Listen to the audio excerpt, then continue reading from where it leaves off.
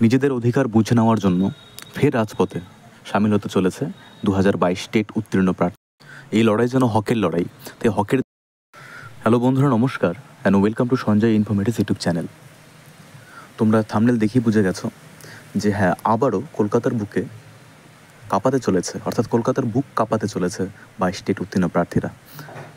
26 November হকের লড়াই। অবিলম্বে 22 টেটদের শূন্য পদে নিয়োগ বিজ্ঞপ্তি এবং 50,000 শূন্য পদে ইন্টারভিউ বিজ্ঞপ্তি প্রকাশ, একাধিক দাবি নিয়ে ফের রাজপথে।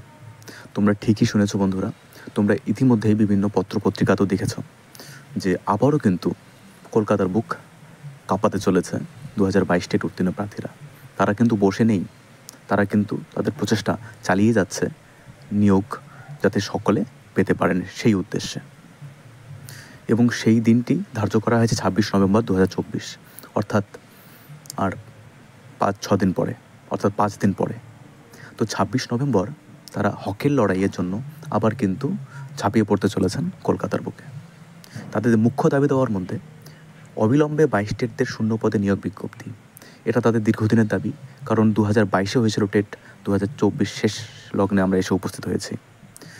কাজেই তাদের যেটা মুখ্য দাবি, 22 টেটদের শূন্য পদে নিয়োগ বিজ্ঞপ্তি এবং ইন্টারভিউর বিজ্ঞপ্তি অবিলম্বে প্রকাশ করা হোক, এবং সেটা হোক 50,000 শূন্য পদে। একদম ন্যায্য দাবি, কারণ বহু সংখ্যক কিন্তু ক্যান্ডিডেট পাশ করেছেন, এবং তার সাথে সাথে আমরা দেখেছি যে বহুদিন পর 2017-র বিজ্ঞপ্তির পর কিন্তু 2022-এ যে টেট, তো অনেকটা দিন পর, অর্থাৎ অনেকটা বছর কেটে গেছিলো, কিন্তু তারপরে কিন্তু একটা স্বচ্ছভাবে নিয়োগ হয়েছিল। তো যেহেতু বহু সংখ্যক ক্যান্ডিডেট উত্তীর্ণ হয়েছেন, বহু সংখ্যক ক্যান্ডিডেট পরীক্ষা দিয়েছিলেন, তাই তাদের দাবিটাও কিন্তু একদম ন্যায্য, 50,000 শূন্য পদে। এই দাবিগুলো নিয়েই তারা আবারও 26 নভেম্বর 2024 ঝাঁপিয়ে পড়তে চলেছেন কলকাতার বুকে।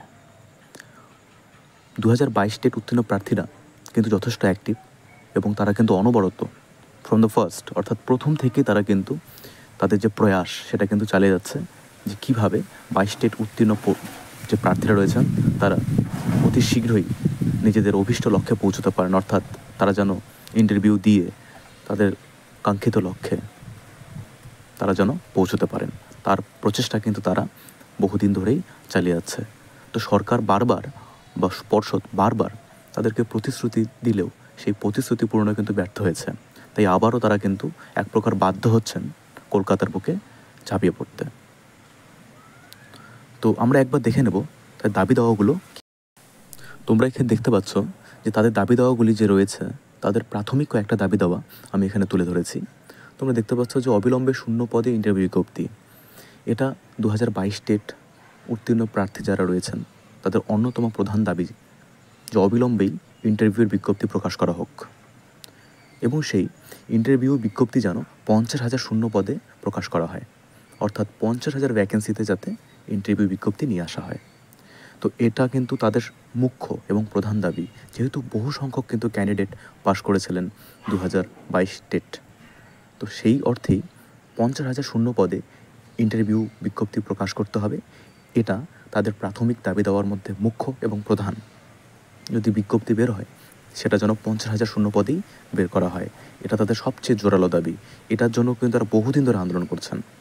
আরেকটা তাদের যে দাবি, দীর্ঘ 7 বছরের তারা বঞ্চনার অবসান চান।